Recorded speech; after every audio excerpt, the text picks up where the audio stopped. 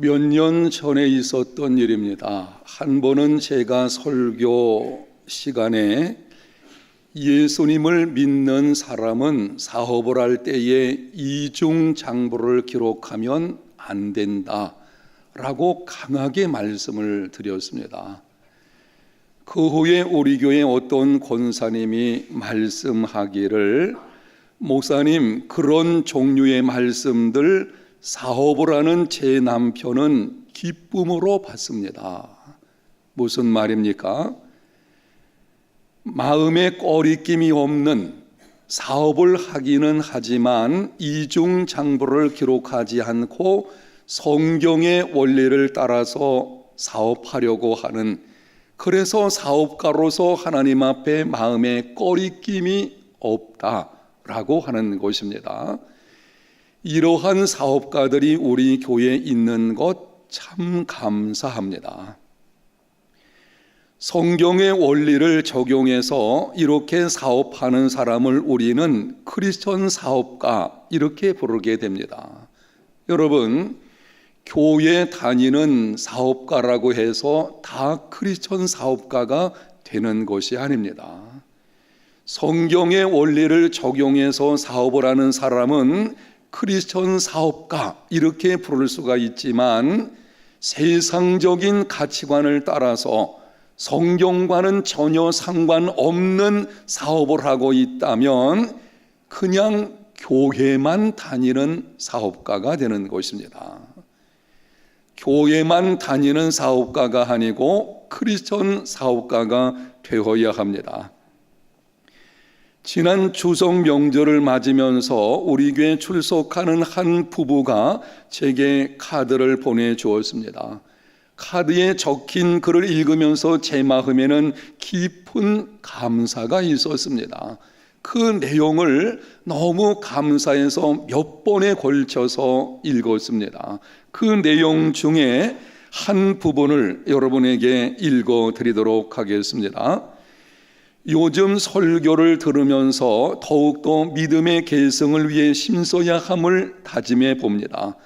부모된 우리가 온전하게 믿음 생활하여 딸에게 본을 보이고, 우리가 만난 하나님을 우리 딸로 어릴 때부터 인격적으로 만나고 경험하여 평생을 세상에서 믿음의 자리를 떠나지 않게 어떤 상황에서도 반드시 이루도록 기도하겠습니다.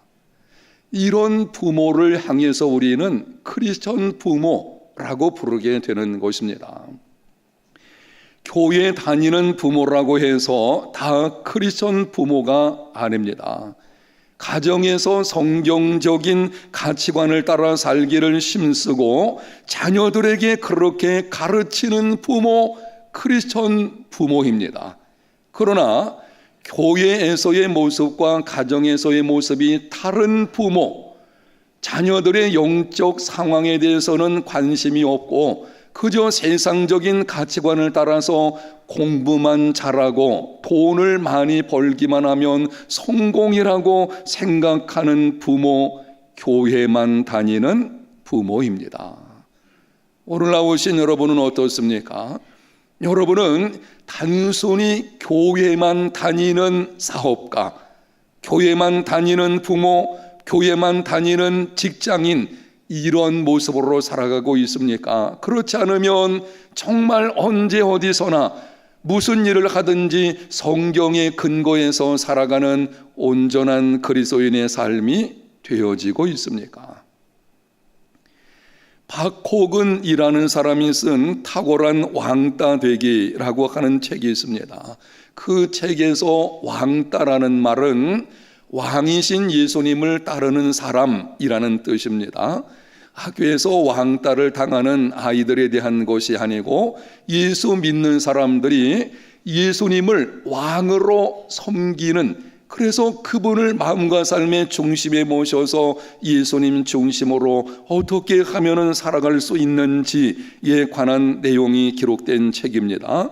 그 책에 보면 트루먼트라는 사람이 이렇게 말을 했습니다.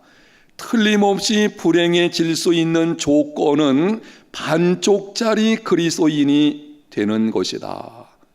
무슨 말입니까? 교회에서의 모습과 세상에서의 모습이 다른 이중적인 모습을 가지고 살게 되면 불행해진다는 것입니다.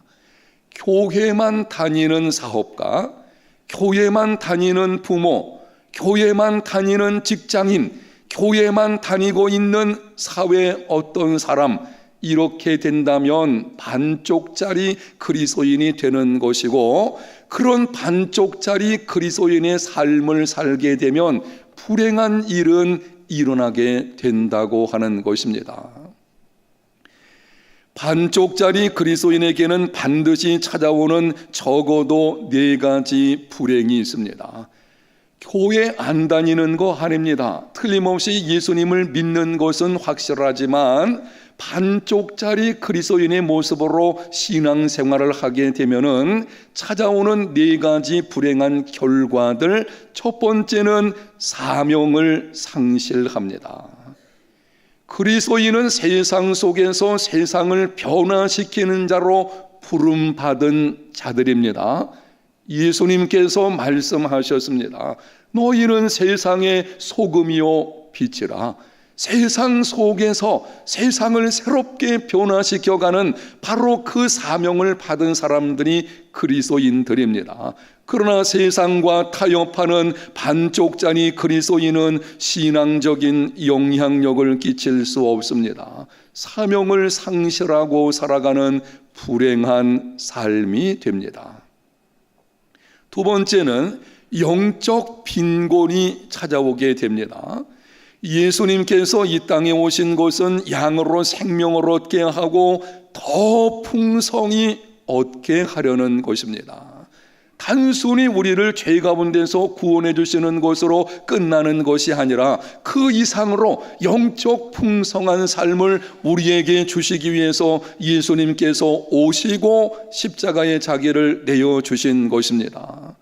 그러나 하나님과 세상 사이에 양다리 걸치고 있는 반쪽 그리스도인은 혹 구원의 확신은 있을 수 있으나 영적 풍성한 삶은 누리지 못합니다. 영적 빈곤한 불행한 삶이 되어버립니다.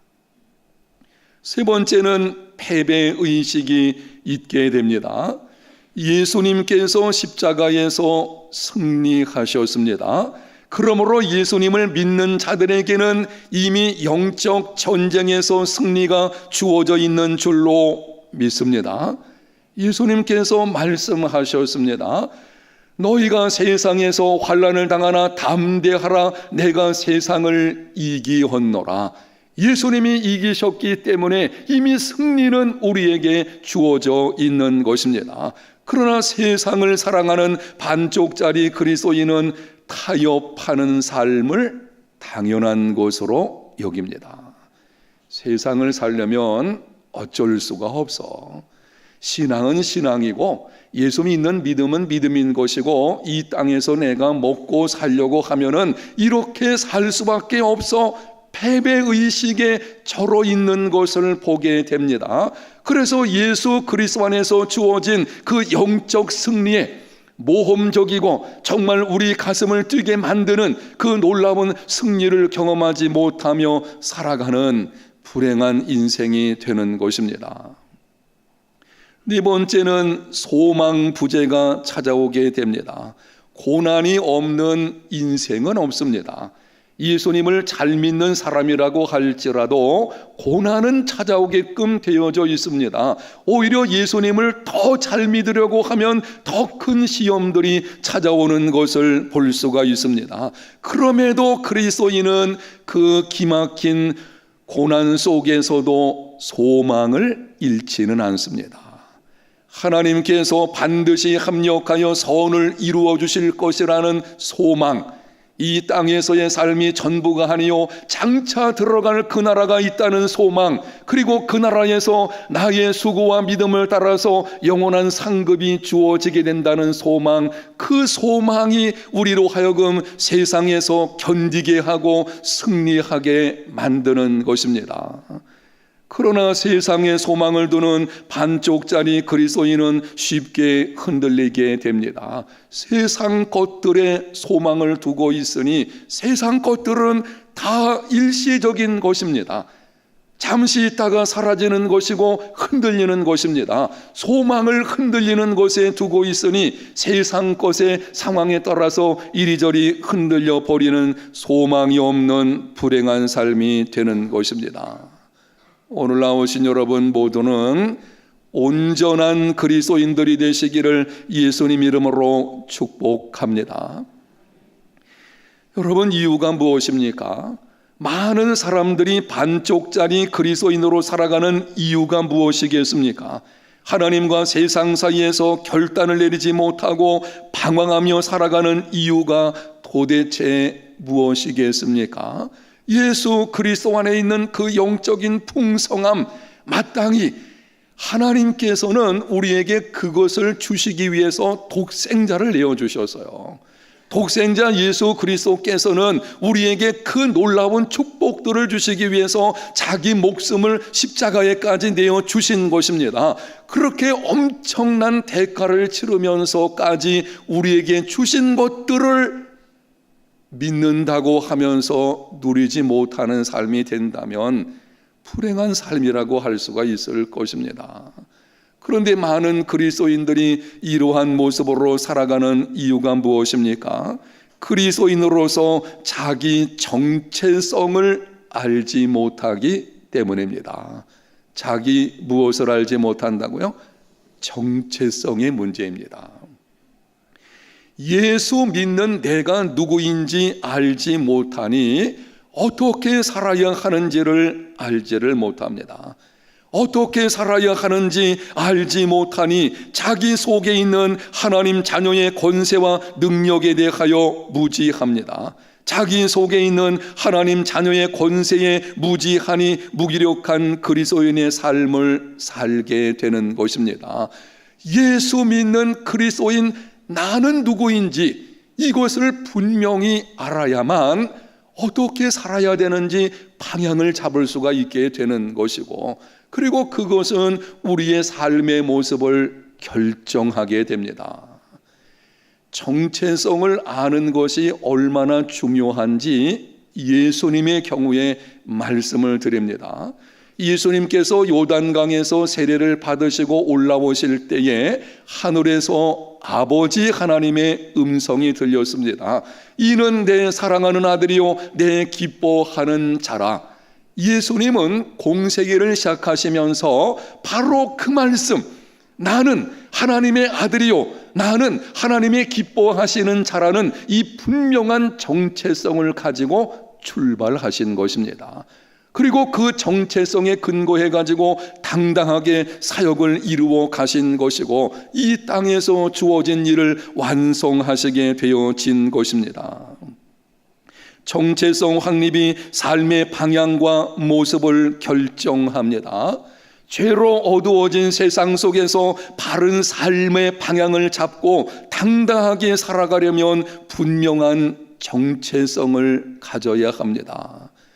예수님을 믿는 나는 누구인지 여기에 대한 분명한 답변을 가지고 있어야 하고 거기에 맞는 삶이 이루어져야만 그 믿음이 바른 믿음 생활이라고 할 수 있는 것입니다. 오늘 본문이 기록된 역대기는 유대인들이 포로 생활에서 귀환한 후 얼마 안 되어서 집필된 것입니다. 역대기는 학사 에스라가 기록한 것으로 여겨집니다. 에스라가 이것을 기록한 때는 70년의 바벨론 포로 생활에서 돌아온 후 얼마 지나지 않아서였습니다. 당시 상황은 이러합니다. 이미 성전은 중건되었지만 백성들의 마음에는 기쁨이 없었습니다. 민족적으로는 취약한 지방 정부 상태였기 때문에 주변의 강한 민족들로부터 위협을 받고 있었습니다. 하나님께 제사를 드렸지만 형식적인 신앙생활을 했습니다. 심각한 문제는 하나님의 선택을 받은 백성으로서의 정체성과 열의를 잃어버린 것입니다. 적어도 자기들이 누구인지 하나님의 택한 백성으로서의 정체성, 이것을 분명히 가지고 있었다면 지금 앞에 놓여져 있는 이러한 민족적이고 종교적이고 사회적인 문제들을 능히 극복하고 이제 돌아온 상태에서 민족을 새롭게 세울 수가 있을 것입니다. 그런데 그들에게는 자기들이 누구인지 여기에 대한 혼란, 이 정체성의 혼란이 찾아오고 있는 것입니다. 소망이 없었습니다. 이러한 심각한 상황을 보고 에스라가 성령의 감동하심으로 역대기서를 기록한 것입니다. 그런데 그 역대기서 앞부분에 보게 되면은 이스라엘 유대 역사의 족보가 기록이 되어져 있습니다. 역대상 1장부터 9장까지 방대한 분량의 족보가 기록이 되어 있습니다. 여러분이 오늘 본문의 말씀을 읽으셨는데요, 여러분이 읽으실 때 어떤 생각이 드셨습니까? 야, 이게 무슨 의미가 있을까? 여러분이 역대기를 읽다 보게 되면은 지루합니다. 그리고 이런 생각이 들 수가 있어요. 아니, 뭐 이렇게 복잡하게 기록을 했을까? 우리의 믿음을 시험하기도 합니다. 인내를 시험하는 일이 벌어지기도 하게 되죠. 그럼에도 에스라가 무엇보다 먼저 족보를 기록한 이유가 있습니다. 족보는 뿌리에 대한 것이요, 뿌리에 대한 문제는 정체성의 문제입니다. 한 가문의 족보라는 것은 그 사람의 뿌리에 대한 거예요. 뿌리를 찾아보는 것이고, 뿌리에 대한 문제는 내가 어떤 존재인가라는 이 정체성과 관련되어져 있는 것입니다. 바로 에스라는 지금 이 역대기에서 족보를 기록함으로 말미암아 당시 이스라엘 백성들로 하여금 너희들의 정체성이 무엇인지를 분명히 알라고 말씀하고 있는 것입니다. 방대한 족보를 통해서 이렇게 말씀합니다. 너희들은 하나님의 택한 백성이 되는 유산을 물려받았다. 지금까지 하나님께서 그분의 백성된 사람들을 대대로 어떻게 인도하셨는지 보라. 너희가 그 일원임을 잊지 말아라. 역대기의 9장까지 나오는 이 족보를 한마디로 요약해서 말씀드리면 여러분이 영상에서 보고 있는 바로 이 말씀입니다. 이 말씀을 한번 우리 같이 읽어보도록 하겠습니다. 너희들은 하나님의 택한 백성이 되는 유산을 물려받았다. 지금까지 하나님께서 그분의 백성된 사람들을 대대로 어떻게 인도하셨는지 보라. 너희가 그 일원임을 잊지 말라. 무슨 말씀입니까? 너희들은 하나님의 특별한 목적을 위해 특별한 민족으로 선택받은 자들이라 라고 하는 것입니다. 천지 만물을 창조하시고 그 모든 것을 주관하시는 전능하신 하나님, 바로 그 하나님의 선택된 백성임을 알라고 하는 것입니다. 지금 너희들이 포로에서 돌아와서 눈앞에 펼쳐져 있는 현실은 쉽지 않은 여러 가지 많은 면에서 부족한 것이 있고 고난이 있을지 모르겠지만, 그러나 기억하라, 너희들은 그 모든 것을 넉넉히 이겨낼 수 있는 하나님의 백성들이다 라고 선포하는 것입니다. 사랑하는 성도 여러분, 오늘 우리의 현실은 역대기가 기록되어질 당시의 모습과 유사합니다. 당시는 성전이 중건되었지만 백성들의 마음에는 기쁨이 없었다고 말씀드렸습니다. 돌아와 가지고 무너진 성전을 재건하긴 했지만 이전의 성전의 화려함을 보았던 사람들의 눈에는 양이 차질 않는 것입니다. 그래서 기쁨이 별로 없었습니다. 오늘날은 어떻습니까?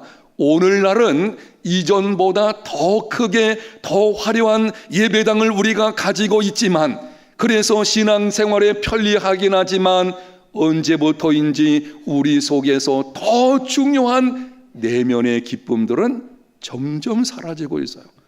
오늘날 그리스도인의 문제가 뭔가 하면 신앙생활 참 편리합니다.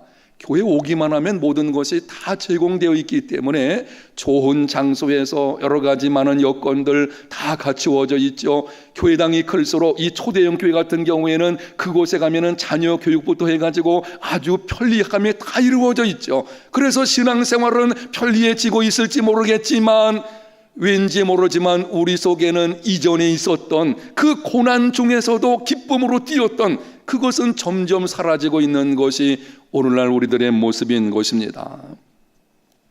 당시 유대는 취약한 지방 정부 상태였기 때문에 주변의 강한 민족들로부터 위협을 받고 있었습니다. 오늘 우리나라의 현실이 그러합니다. 북한의 핵과 미사일 위협은 계속되고 있습니다.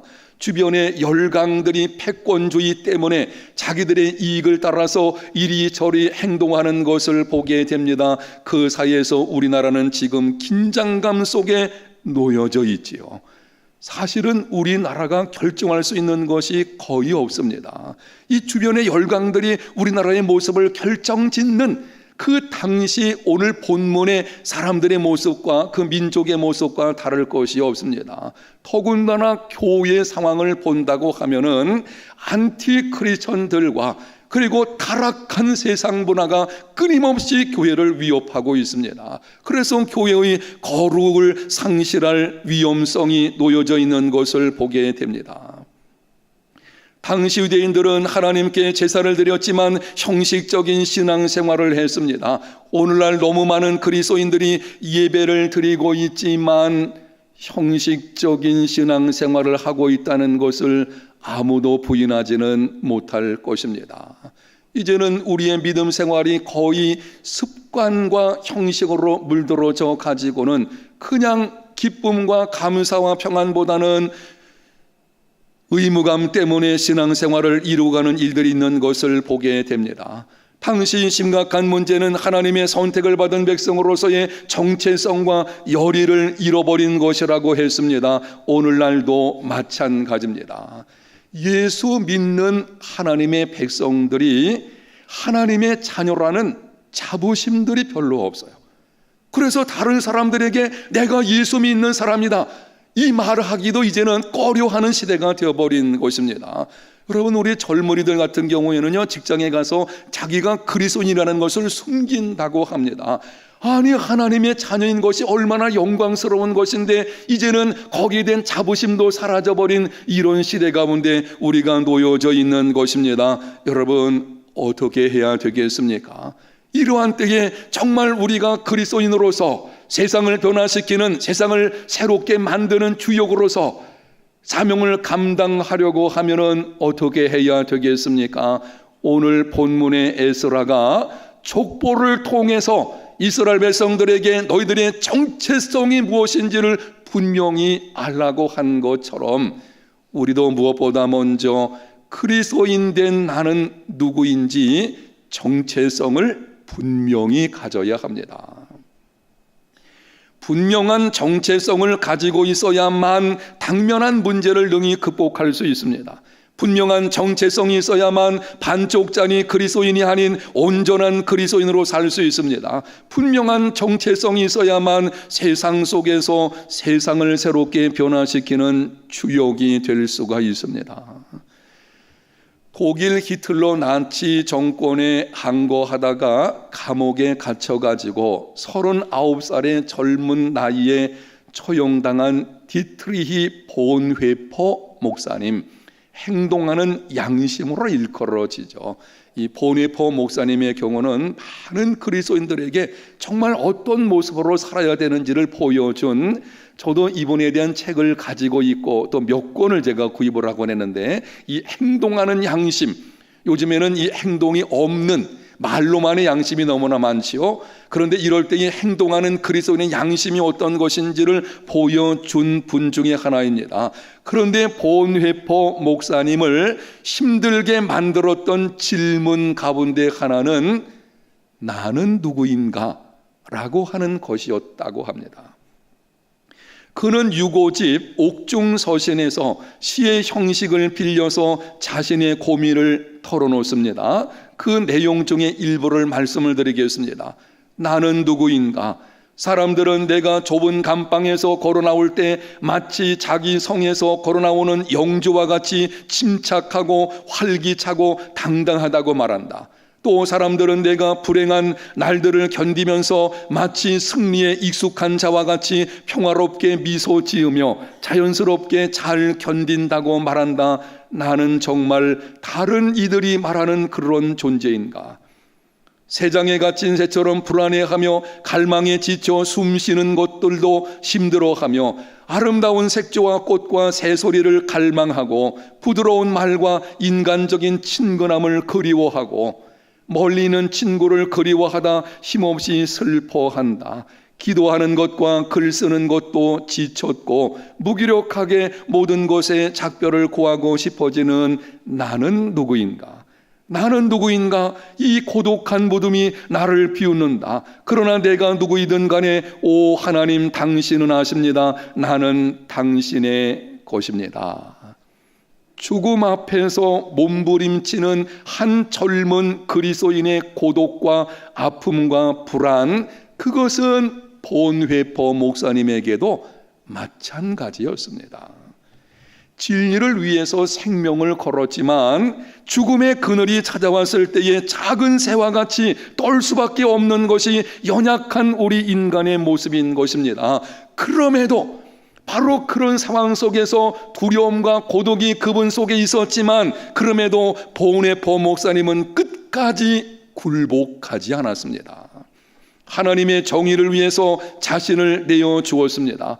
무엇이 본회퍼 목사를 그렇게 하도록 붙들어 준 것입니까? 그의 마지막 고백을 다시 들어보십시오. 나는 누구인가? 이 고독한 물음이 나를 비웃는다. 그러나 내가 누구이든 간에 오 하나님 당신은 아십니다. 나는 당신의 것입니다. 분명한 정체성을 가지고 있어서요. 내가 나를 생각해 보니 나는 잘 알지 못하고 지금 내가 어떤 형편에 거하든지 한 가지 분명한 것은 나는 하나님의 것이다.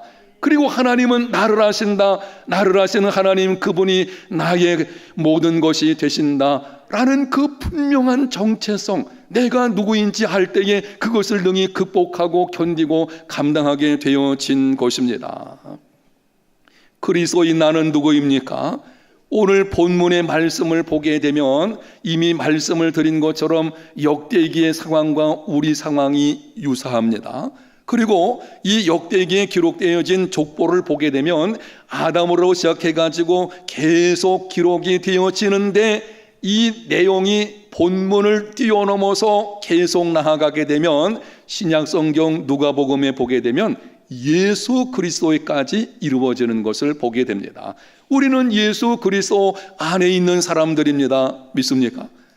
그래서 바로 이 족보에 우리의 이름이 기록된 것이나 마찬가지인 것입니다. 이 족보가 계속 이어져 내려가는 것입니다. 다윗의 왕권을 포함해서 그 후손으로 오신 예수 그리스도, 그리고 그분 안에는 우리까지 연결이 되어지는 것입니다. 그러므로 당시 백성들에게 주셨던 말씀은 곧 오늘 우리들에게 주시는 동일한 말씀이 되는 것입니다. 오늘은 전체적인 측면에서 여러분에게 말씀을 드리고 다음 시간부터 몇 번에 걸쳐서 좀 나누어서 구체적으로 드리도록 하겠습니다. 오늘 아침에는 이 족보 전체의 본문의 말씀을 통해 우리에게 하나님께서 이렇게 말씀하십니다. 너희들은 하나님의 택한 백성이 되는 유산을 물려받았다. 지금까지 하나님께서 그분의 백성된 사람들을 대대로 어떻게 인도하셨는지 보라. 너희가 그 일원임을 잊지 말라. 사랑하는 성도 여러분, 우리는 하나님께서 특별한 목적을 위해 특별히 선택하신 백성들입니다. 천지 만물을 창조하시고 지 모든 것을 주관하시는 전능하신 하나님의 백성들, 바로 그것이 그리스도인된 나의 모습인 것입니다. 이 분명한 정체성을 알고 견고하여 흔들리지 마십시오. 믿음을 굳게 해서 당당하게 살아가십시오. 세상을 새롭게 하는 주역이 되시기를 바랍니다. 우리가 하나님의 것이 되었으니 아무도 우리를 해할 수 없습니다. 하나님이 허락하심이 없으면 세상의 어떤 사람도 어떤 영적 존재도 어떤 상황도 우리를 어찌할 수 없습니다. 이 분명한 하나님의 꽃이 피었다는 하나님의 백성이라는 분명한 이 정체성을 가지고 이제는 세상 속에서 세상을 이기며 살아가는 우리 해운대 제일교회 성도들이 다 되시기를 바랍니다. 한번 따라합니다.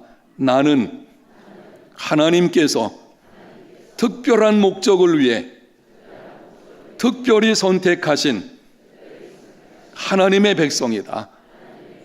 아멘. 만군의 하나님의 백성, 그분의 자녀라는 것을 분명히 알고 거기에 걸맞는 믿음의 걸음들이 꼭 되시기를 예수님 이름으로 축복합니다.